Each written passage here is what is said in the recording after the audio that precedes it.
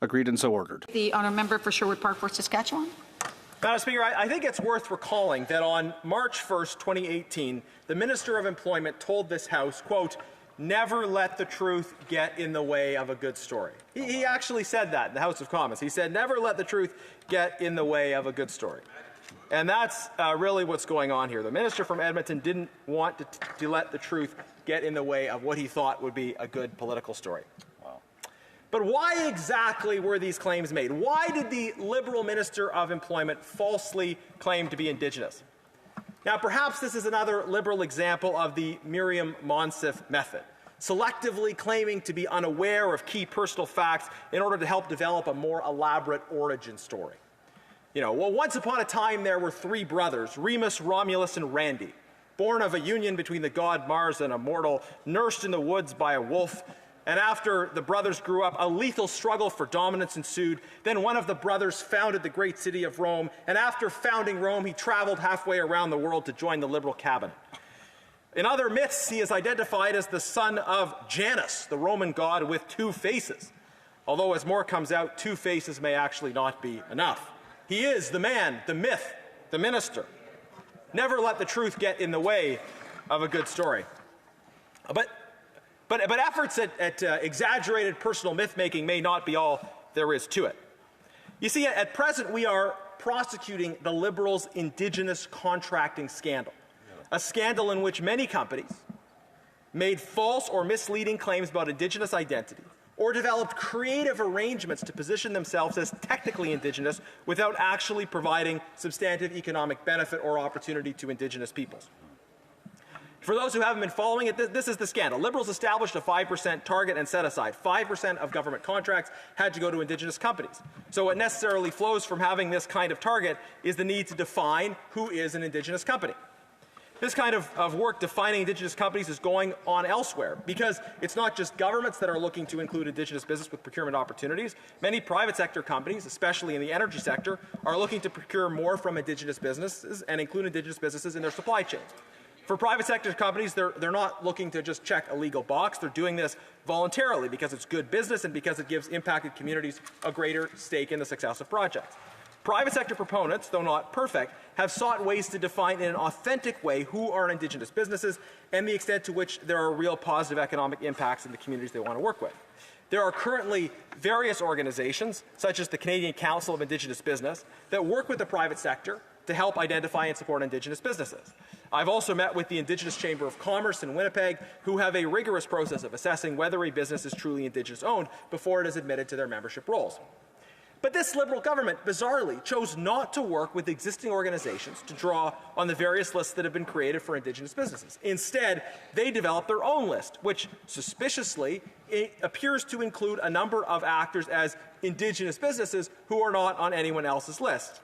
While many in the private sector want to do this for real, the Liberal government has sought to inflate their numbers in terms of how many contracts are going to Indigenous businesses by including businesses on their list who are not actually Indigenous and who are not on anyone else's Indigenous business list. The Assembly of First Nations has said that a majority of those getting this 5% are actually shell companies. You have abuse of joint ventures, shell companies, and outright pretending. You have one example that was in the news recently, where a company called the Canadian Healthcare Agency, a large non-Indigenous company, went into joint venture with one person who was also their employee. Canadian Healthcare Agency were able to get many contracts. They were able to take all of the benefit associated with these so-called joint ventures as a non-Indigenous company, but they were able to deceptively position themselves as an Indigenous company. So we've been prosecuting this scandal for a while, and the AFN and other Indigenous leaders have been so clear that this is a grave problem, an abuse of this policy that the Liberals have turned a blind eye to. And yet we didn't know until recently that the employment minister's company was actually falsely trying to position itself as Indigenous. With this in mind, we need to get to the bottom of what's happening. Madam Speaker, and I move, seconded by the member for Battle River Crowfoot, that the motion be amended by deleting all of the words after the word that and substituting the following. The second report of the Standing Committee on Indigenous and Northern Affairs presented on Monday, April 25th, 2022 be not now concurred in, but that it be recommitted to the committee for further consideration with a view to studying the economic and anti-reconciliation barriers posed by fraudulent bids and applications for procurement opportunities set aside for Indigenous businesses, including those from... I have a point of order. I think I know what it's about, but The honourable member for Drummond. Madam Speaker, I think that the member knows very well that the interpreters have to do their work, and when he's trying to, move along at Olympic speed, it makes it very hard for them. So if he could slow down, please, to allow the interpreters to do their work. Thank you. So the whole issue is that the translated that there may be problems with the translation because of the fact that the honourable member is actually speeding through his amendment. There is still a minute and a half left. I'm sure that the honourable member can slow down and make sure that everybody in the House is able to hear the amendment. Unless the interpreters already have that amendment before them, then it might be something that that they'll be able to do. But I would ask the honourable member to please slow down in order to make sure that everyone has the amendment. Just on the same point of order, the honourable member for Sherwood Park, Saskatchewan. Just on the same point of order, if there's agreement of the House that I'll be able to finish the amendment, then I'm happy to take the time necessary. You will be able to finish the amendment as long as you had started your amendment before the time had ended. Perfect. So the honourable member, if he could please slow down so that everyone, including those who are listening at home to the translation, are able to hear that. The honourable member for Sherwood Park, Saskatchewan. I would just say, slow down, but not to the point where it slows down the whole process. Sure, Madam Speaker. My only goal was to ensure we got it in. So shall I start from the top, I suppose? I move, seconded by the member for Battle River Crowfoot, that the motion be amended by deleting all of the words after the word that and substituting the following. The second report of the Standing Committee on Indigenous and Northern Affairs presented on Monday, April 25th, 2022, be not now concurred in, but that it be recommitted to the committee for further consideration with a view to studying the economic and anti-reconciliatory barriers posed by fraudulent bids and applications for procurement opportunities set aside for Indigenous businesses, including those from non-Indigenous owned companies, provided that, for the purposes of this study, A, the following be ordered to appear as witnesses for at least 2 hours each at dates and times to be fixed by the chair of the committee, but no later than Tuesday, December 17, 2024. 1, the Minister of Employment, Workforce Development and Official Languages. 2, the Minister of Indigenous Services. 3, the Minister of Crown Indigenous Relations. 4, the Minister of Public Services and Procurement and Quebec Lieutenant. 5, Ariane Reza, Deputy Minister of Public Services and Procurement. 6, Catherine Poulin, Assistant Deputy Minister, Departmental Oversight Branch, Department of Public Works and Government Services. B, Felix Papineau and Shauna Parker, individuals currently or formerly associated with Global Health Imports, shall each be ordered to appear as witnesses separately for at least 1 hour each at dates and times to be fixed by the chair of the committee, but no later than Tuesday, December 17, 2024. And C, it be an instruction that the committee, I, hold at least 4 other meetings to receive evidence from Indigenous partners, stakeholders, and experts proposed by the members of the committee. And 2, report its findings to the House by Friday, January 31st, 2025. Thank you, Madam Speaker.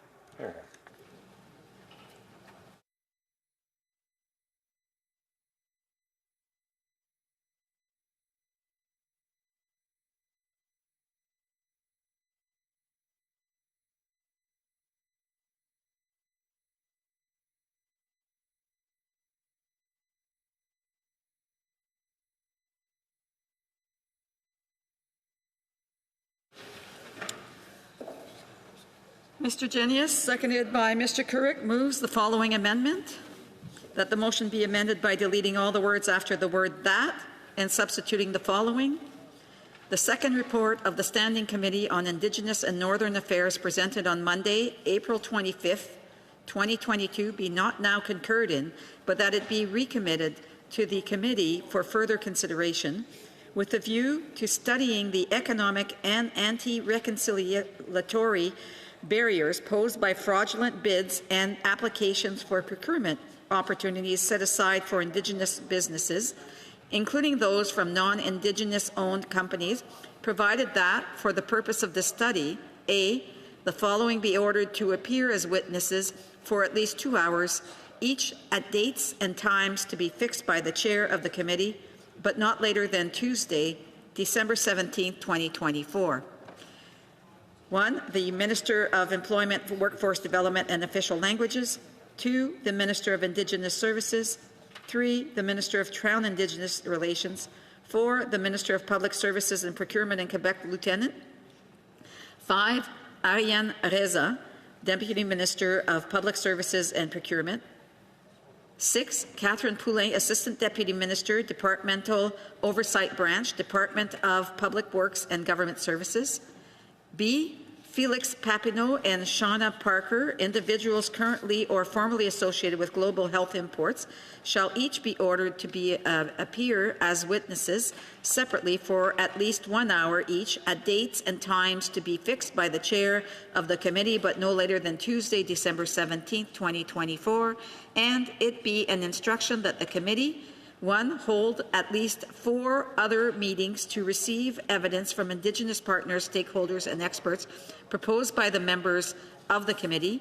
2, report its finding to the House by Friday, January 31st, 2025. The amendment is in order. Questions and comments? Questions et commentaires. The Honourable Parliamentary Secretary, the Government House Leader. Yes, thank you, Madam Speaker. There's no doubt in terms of the importance of the issue. What I do call into question is that the Conservatives continue to play this game of preventing, whether it's Opposition Day motions to government legislation, to private members' bills, from being able to be debated inside the chamber. Instead, they're focusing on the privileges. In order to give themselves a break on the privileges, then they bring in the concurrence reports. My question to my colleague across the way, does he not feel any sort of obligation whatsoever to maybe question the leader of the Conservative Party and the self-serving tactic that they're actually using on the floor of the House of Commons? Because it seems to me they're more interested in the Conservative Party and the leader of the Conservative Party's ambitions than they are about the concerns of Canadians. The honourable member for Sherwood Park, Fort Saskatchewan. Madam Speaker, actually it's this member in particular who seems to be very concerned with talking about the leader of the Conservative Party. But it's quite striking to hear him talk about self-serving tactics. You have a situation where a minister of the Crown, a Liberal minister, pretended to be Indigenous, and as a result of that pretense, his company sought contracts with the government on the basis of falsely claiming to be Indigenous owned. Unbelievable. That is incredibly inappropriate, self-serving, and it hurts Indigenous entrepreneurs and Indigenous communities that are supposed to benefit. This is a critically important issue, an issue that the government used to describe as relating to the most important relationship, but clearly it's not important enough in the view of the Parliamentary Secretary. But I think this is an important discussion, and Conservatives will continue to work to get to the bottom of the abuses in the Indigenous contracting program in general, and to hold this minister accountable for his despicable actions and abuses of the public trust. Some comments, the honourable member for Timmins, James Bay.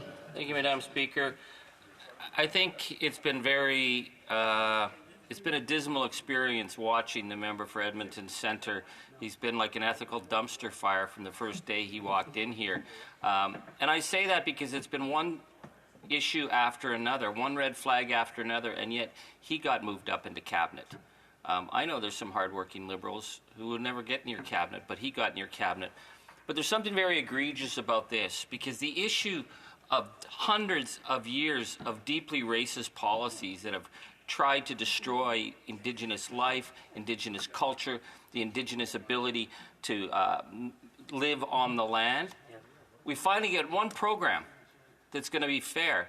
And what do we see? We see grifters taking advantage of what should be a profound commitment to reconciliation.